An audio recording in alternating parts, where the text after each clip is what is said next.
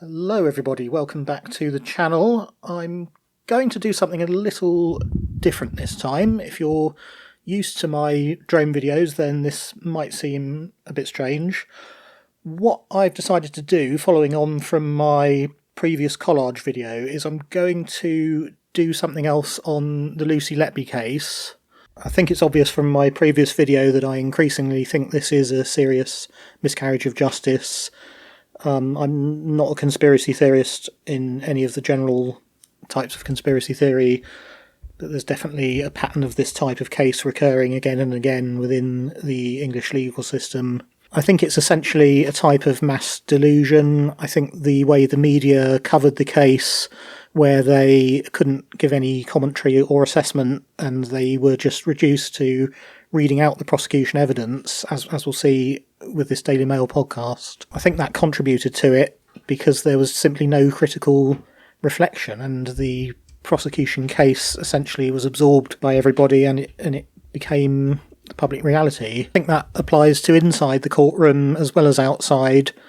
A great deal of the case seems to have consisted of talking at length about the babies dying and talking at length about Lucy Letby's job and what she was doing in the hospital, and that went on for 10 months until the two just became intertwined in people's minds. We'll see that in what I'm about to talk about in a minute.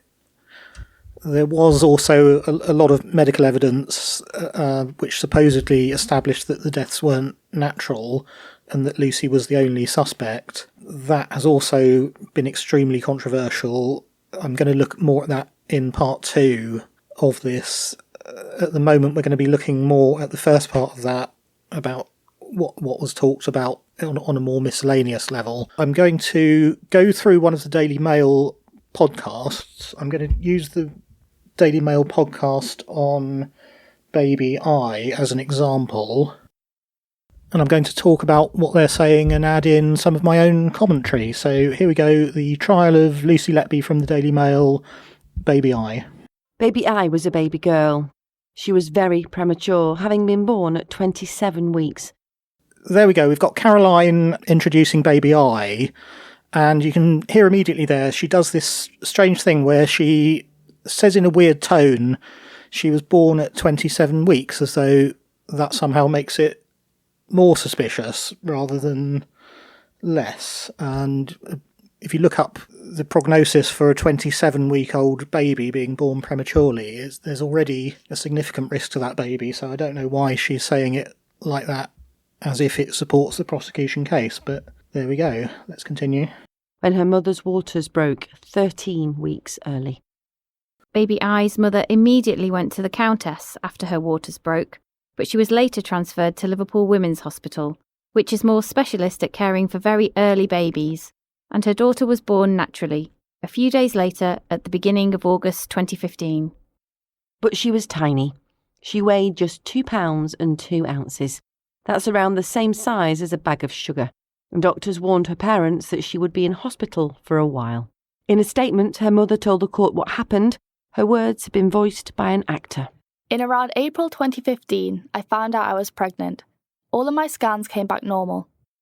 So I've got no problem at all with the parent here giving their story. Obviously, it's not the parent's fault that this case has happened, and I'm not going to argue with anything the mother says. None of this in any way says anything relevant to guilt or to innocence. All it is a long story about how she gave birth at 27 weeks. So we'll skip over that and then we'll rejoin it when we go back to the hosts.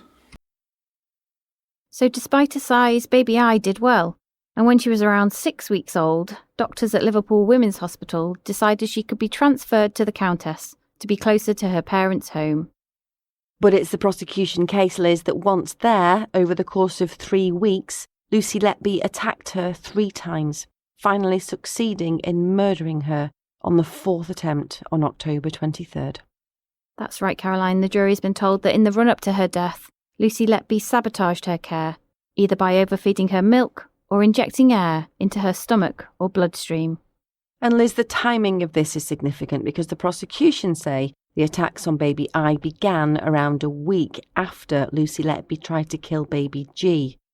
She says there that the timing of this is significant because it's some number of weeks after baby G, but there's never any explanation of why that is in any way significant. It's just another one of these things where they just seem to take whatever's there, and whatever it is, that's somehow suspicious. And just 3 days after she tried to murder baby H. Both babies were still on the unit undergoing treatment at that time. So Liz, let's walk through what the prosecution say happened to baby I in the 3 weeks before she died. The jury's been told that the first alleged attack took place on September the 30th, when Lucy Letby was working a day shift and when she was baby I's designated nurse. Lucy Letby was caring for her, along with 2 other babies, in nursery 3. So just pause to note there, she's caring for 3 babies at once. Yeah, Liz, the court heard that baby I's mother and father were dividing their time between the hospital, work and their other young children at home. Baby I's mum had a routine of going straight to the hospital after school drop-off. She'd spend the day with her daughter, and when she went home at about 4 o'clock, her partner, baby I's father, would take over in the evenings after he'd finished work.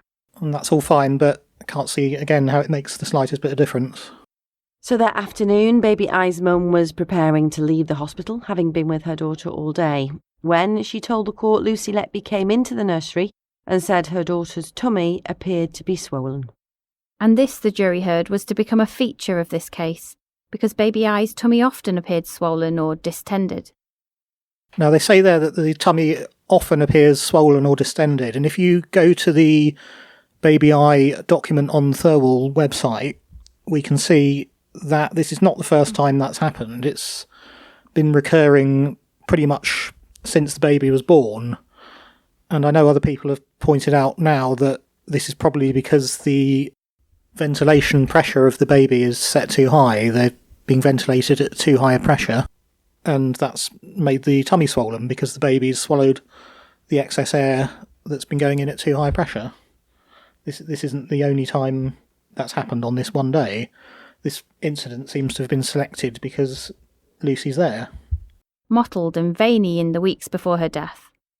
Doctors thought a bowel condition was causing her tummy to blow up or her intestines to become blocked. In reality, the prosecution say it was because gas or air was being pumped into baby I deliberately via her feeding tube. So on the afternoon of September the 30th, baby I's mum agreed with Lucy Letby that her daughter's tummy did appear to be swollen. So note there, it's Lucy who's noticed that the tummy's swollen.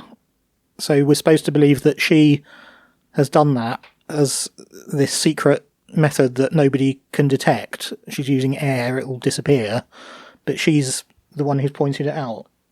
But didn't think too much of it, and she left the hospital as normal shortly after. The next thing she knew, she said she was being called back to the hospital because her daughter had collapsed and stopped breathing. Yes, Caroline, notes written by Lucy Letby were shown to the jury. They said that she gave baby I milk via her nose tube at 4 p.m, but around half an hour later, she had a large vomit from her nose and mouth and stopped breathing. The doctor on duty was crash called, and baby I had to be resuscitated with full CPR for around 4 minutes. Her mother described what happened. I was just changing my daughter's nappy prior to leaving for the day, but a nurse called Lucy came on duty. It would have been around 3 p.m. Lucy came over and said she thought my daughter's stomach looked swollen, to which I agreed, but she appeared okay in herself. So Lucy's just come on duty and the stomach's already swollen. Lucy informed me she would keep an eye on her and call for a doctor to check her out. However, when I got home, I received a call around 4:30 p.m. My daughter was really bad again. I telephoned my husband and told him to get to the hospital. When I arrived, a nurse called Bernie was resuscitating her by conducting chest compressions in room 1. Bernie informed me the swelling to our daughter's stomach had now gone down and she was doing better. She picked up within hours. Baby I continued to be poorly for much of the shift. She was moved to the intensive care nursery, nursery 1, and an x-ray was taken. The x-ray showed a large amount of air in her bowels, which was causing her tummy to swell and squash her lungs, making it difficult for her to breathe. So, according to the prosecution, that was the first attack, and Lucy Letby finished her shift, and it wasn't long before she began messaging other off-duty colleagues. So note there that that's supposedly the first attack. The conversation starts with Dr. Alison Ventris. Hope work wasn't too bad. Kiss. Yeah, it was okay. Baby I in 1, with distended abdo, looks a bit rubbish. Having a chill on sofa in my PJs now. Poor baby I, not again. So why's the doctor said not again there? Sounds like well-deserved chill on sofa. I'm doing the same. Let's go and set up our own neonatal unit with all the other faces that don't fit who often seem to be the best ones. Let's do it. In New Zealand. Yeah, come to NZ with me. Haha, not brave enough to up and leave everything. Yeah, I'm scared of leaving everything, but more of leaving everyone actually. That's good then. I couldn't leave my parents. They would be completely devastated. Find it hard enough being away from me now, and it's only 100 miles. Oh, where are they based? Hereford. I came here to uni and didn't go back. They hate it, and I feel very guilty for staying here sometimes, but it's what I want.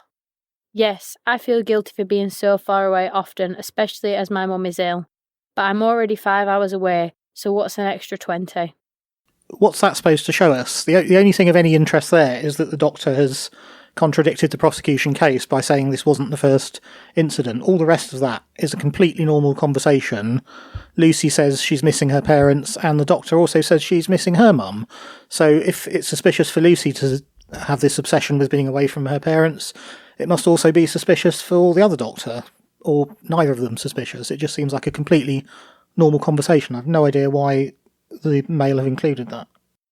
So Liz, baby I recovered, and over the next 2 weeks she improved, and she was eventually moved out of the intensive care nursery into nursery 2, which was the high dependency room. And she was considered so stable, there was even talk of her going home in the next couple of weeks. So stable she might even go home in the next couple of weeks. But the jury was told that never happened, because on the night shift of October the 12th, Lucy Letby allegedly attacked baby I for the second time. That's right, Caroline. Baby I's designated nurse that night was Ashley Hudson.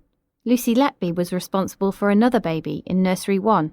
And Nurse Hudson gave evidence that at around 3 a.m. on... So note here that Lucy is responsible for another baby. She's not the designated nurse for baby I, so it's treated as suspicious that she's involved herself in the care of baby I. We'll come back to that. October the 13th, the following morning, she asked Lucy Letby and another nurse, Caroline Oakley, to keep an eye on baby I because she was nipping away to help another colleague. So they've asked Lucy to keep an eye on the baby. She hasn't deliberately involved herself. She told the jury the main light was off in nursery 2, and baby I's cot had a canopy over it, keeping her face in shadow. Despite this, Nurse Hudson said that when she returned to nursery 2 around 15 minutes later, Lucy Letby came to the doorway and suggested to her that baby I looked pale. Well, she asked her to keep an eye on the baby, so Lucy probably went in there and looked to see how she was. Nurse Hudson said the alarm on her breathing monitor had not triggered, and she became tearful as she relayed what happened next to the jury. Her words are read by an actor. I looked towards baby I. I could see she was in the cot, but I couldn't see the top half of her because she was obscured by the lighting and the canopy. So I turned around and switched the main light on the nursery. I pushed back the canopy and pulled back the blankets to have a proper look at her and assess her. That's when I recognised she was in quite a poor condition. She was incredibly pale in colour, almost white. She didn't respond to me. She was very still. She was floppy, and she was making gasping, breathing movements a handful of times within a minute. My first thought and worry was that she had deteriorated so rapidly that it was too late. The change in her had been remarkable. So why is this other nurse saying it may be too late? When Lucy said that about baby P later on, in a different episode, it's considered suspicious, yet when this nurse says she fears it may be too late, even though this baby's breathing, Lucy is still to blame for that somehow. And Liz, a reconstruction of the image of that cot inside nursery 2 was shown to the court, so we'll be sharing that picture on our Twitter page. Why would anyone want to look at that on the Twitter page? Lucy being interested in her own job where she actually works is considered some sort of grief-seeking, yet somehow it's fine for just members of the public to want to go and look at that. How does that make sense? Ben Myers Casey, Lucy Letby's barrister, suggested to Nurse Hudson that she was perhaps mistaken about the lighting in the nursery, and that the lights could have been dimmed rather than off altogether. But Nurse Hudson was adamant, describing the image as vivid and imprinted on my brain. So at 3:23 a.m, Dr. Matthew Neame came urgently to the neonatal unit, and 2 minutes later, CPR began. At 31 minutes past 3, baby I was given a dose of adrenaline to restart her heart, and the consultant on call, Dr. Elizabeth Newby, was telephoned to come in from home. Dr. Newby arrived at 3:36 and gave baby I a second shot of adrenaline. She also put her back on the ventilator to help her breathe. 3 minutes later, baby I's parents were contacted by Nurse Hudson, who told them to come to the hospital as soon as they could. A third dose of adrenaline was also given, and finally, after more than 22 minutes of resuscitation, baby I's heart rate returned. She was moved back into Nursery 1, and because Nurse Hudson wasn't trained to care for babies in intensive care, Lucy Letby took over as her designated nurse. So note here that they've put Lucy in charge, so they obviously don't think she's done anything suspicious at the time.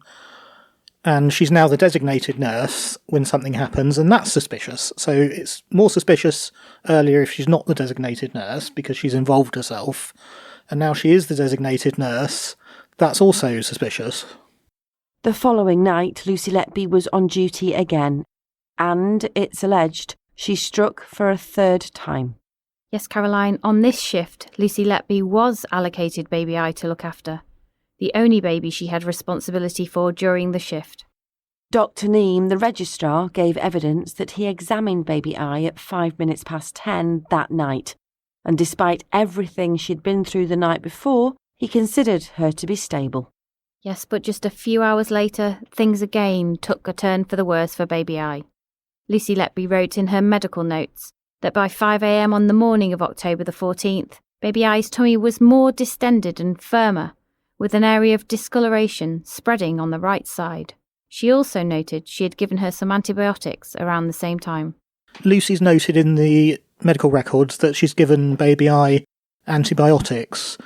Did she just invent that prescription? Presumably a doctor has prescribed those. There's no suggestion that she's given them illegally or anything.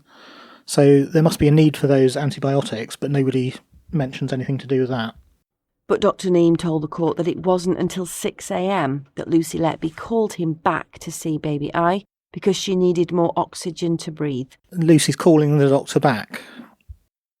He too noted baby I's tummy was distended and that she had unusual mottling on it. Baby I was also awake and grimaced when he touched her, the doctor said. Dr. Neame ordered another urgent X-ray, which again showed a large amount of gas in her tummy. It was stopping her lungs from inflating properly, jurors were told. And less than an hour later, at around 7 a.m, her heart rate plummeted. The levels of oxygen in her blood fell, and for the second time in less than 28 hours, doctors were crash-called to try to save her. Caroline there has again done the thing where she says something 28 hours in this weird tone of voice as though it's really suspicious. Is that supposed to be a long time, a short time? Is there some significance to the number 28? She just puts on this sort of spooky, ominous tone of voice, but it's never explained why that means anything. It's just nothing. This time it took them 13 minutes of chest compressions and 3 shots of adrenaline to save her. And it's the prosecution case, Liz, that once again, Lucy Letby was responsible because she allegedly injected air into baby I's feeding tube, causing her to collapse. In her statement, her mother recounted to the court what happened. Our daughter could go from perfectly fine to nearly dying in seconds. There was no in between. So there the mother says that the daughter's going from fine to nearly dying in seconds, not 28 hours. What happened to all the other incidents? She was continually being resuscitated. The hospital gave us a room to sleep in, but every time we left and started to fall asleep, we were woken up by banging on the door, telling us to come quickly. Every time they fell asleep, so this is clearly something that's happening a lot. It wasn't once, it was several times, every single day. Our daughter seemed to deteriorate when we left her alone, and predominantly at night. So by this point, Liz, doctors were really worried about baby I, and on October the 15th, the decision was taken to transfer her out of the Countess for more specialised care at Arrow Park. And within just 2 days, she'd improved so much that she came back to Chester.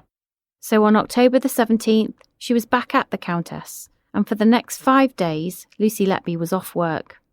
During this time, baby I made such good progress, she was breathing for herself, and was even well enough to be taken out of her cot for cuddles with her parents.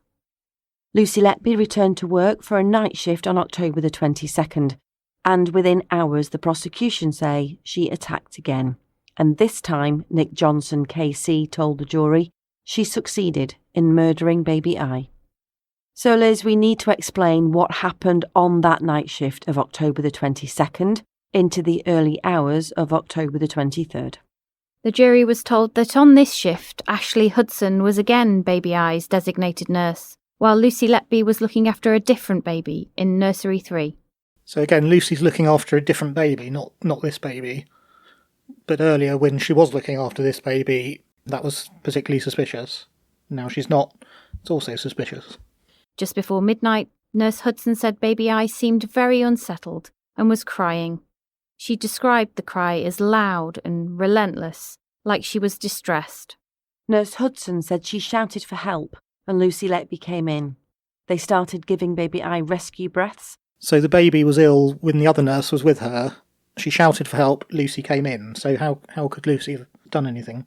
But when she failed to respond, the doctors were crash-bleeped to help.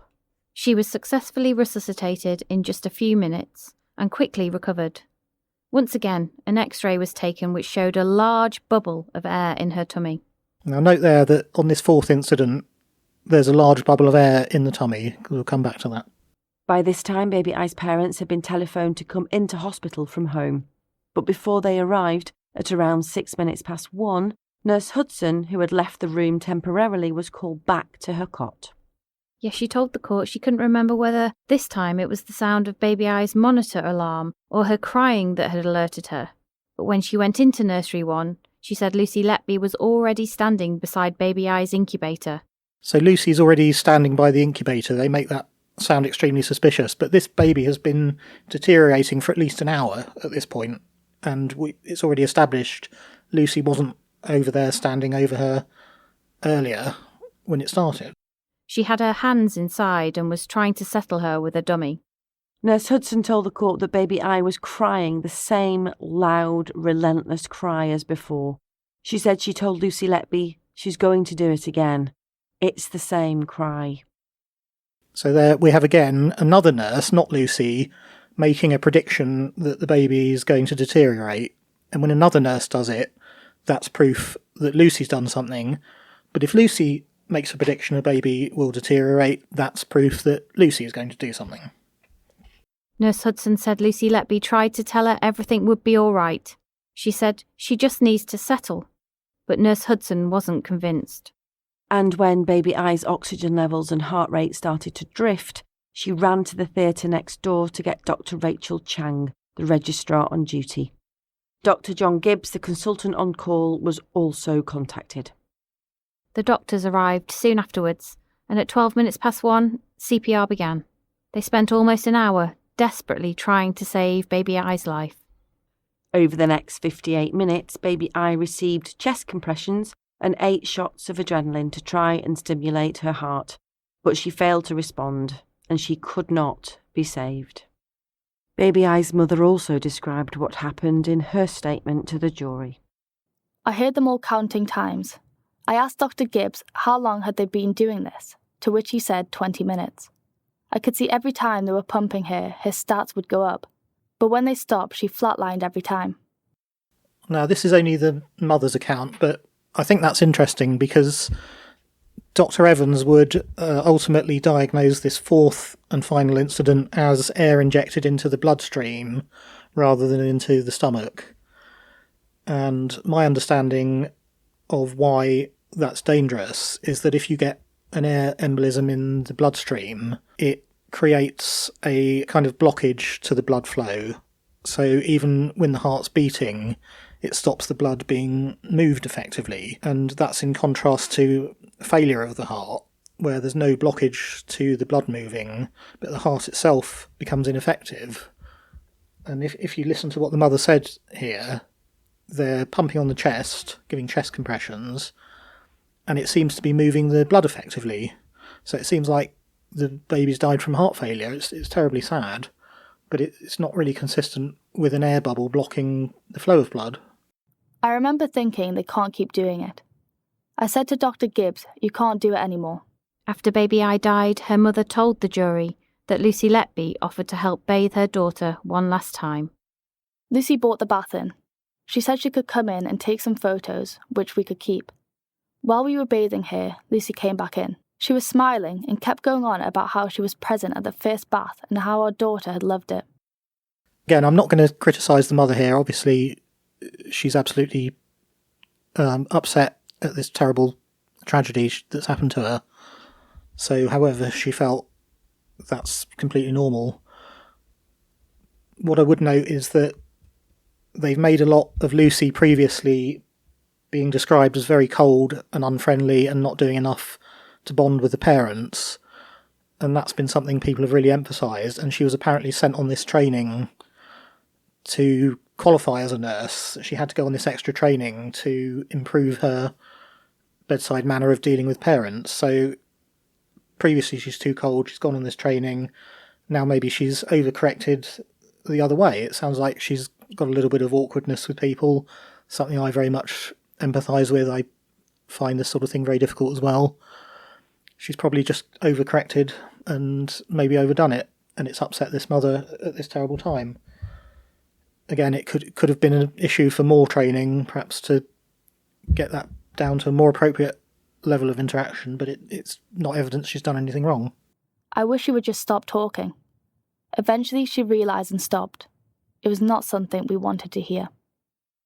And Liz, the following month... So they were talking there as well about bathing the baby and inviting the parents to take part in bathing the baby and to take photos of the baby.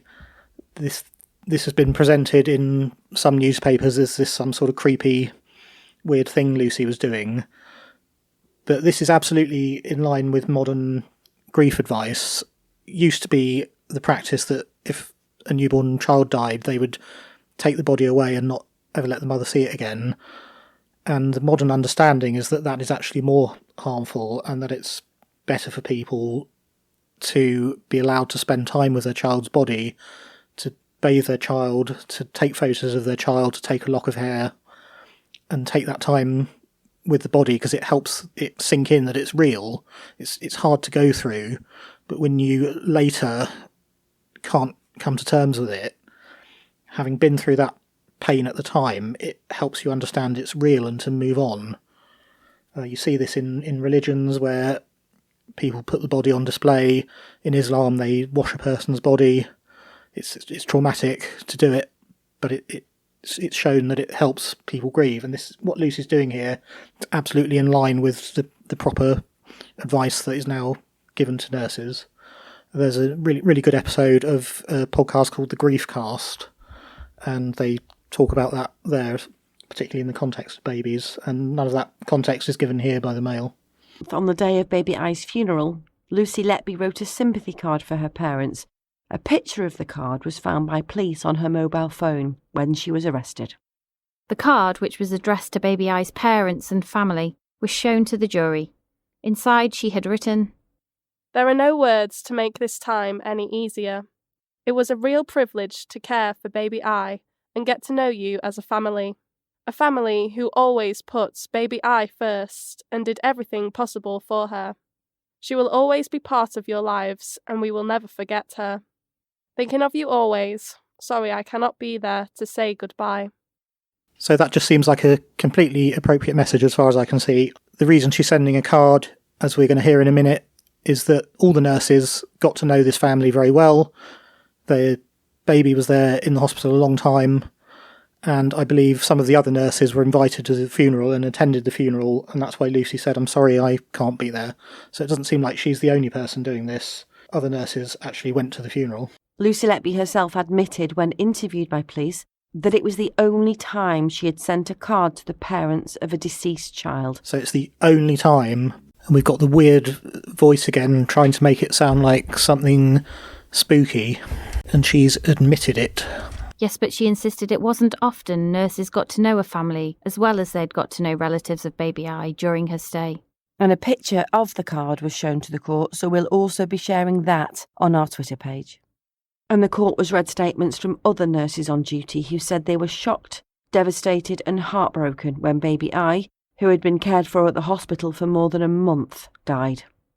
Nurse Christopher Booth said staff had got to know the child, who he described as a character, and said they'd all become very fond of her. We had high hopes for her, he said. He even wrote to the ward manager to say how her death had affected the neonatal nurses, and that everyone had tried their hardest and done their best. So why has Christopher Booth written this letter? Is this some sort of grief seeking as well? Or does that only apply when it's Lucy? And it's also worth pointing out, Caroline, that the jury heard from a trainee doctor called Lucy Beebe, who remembered seeing Lucy Letby upset at work. She told the court that she couldn't remember the exact date, but recalled Lucy Letby crying on the unit. Note there that Lucy was observed by a witness, by a doctor at this hospital, trainee doctor, crying at one of the babies dying. Yet later it's put to her by mendacious prosecutor that she never cries when talking about the babies, but we know from that that's not true. He's already heard evidence earlier in the trial in this case that she did cry when talking about the babies. So when he said that to her later, he knew that wasn't true. And saying to a colleague, "It's always me." Dr. Beebe said, "I remember Lucy crying with another nurse, and it was very much of the gist of, it's always me when it happens, my babies. It's always happening to me a lot."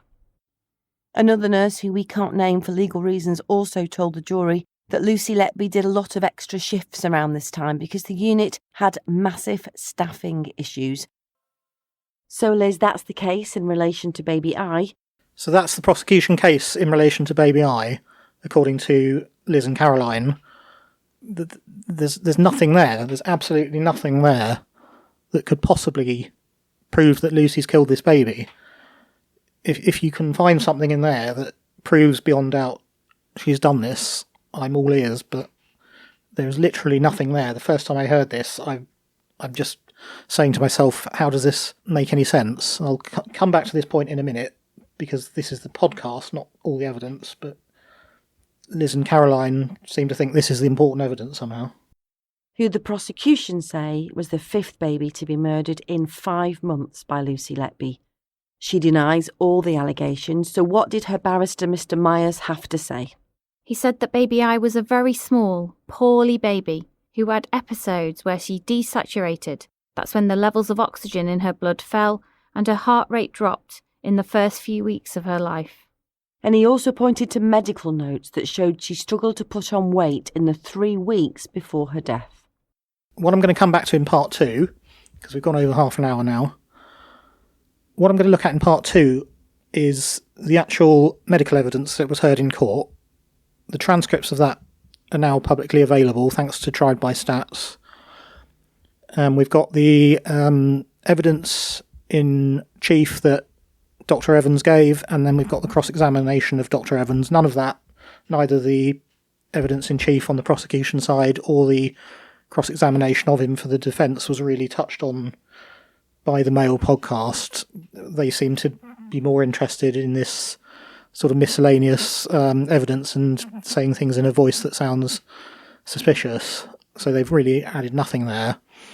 I'll see you in part 2 for more of a discussion of the medical evidence that was given.